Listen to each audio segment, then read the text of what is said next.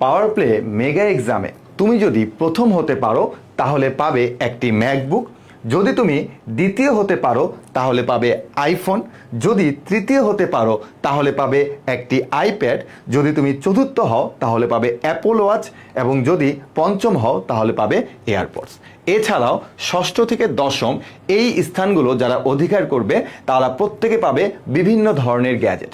আর এটা আমরা নিয়ে আসতেছি এইচএসসি 2026 ব্যাচের শিক্ষার্থীদের জন্য।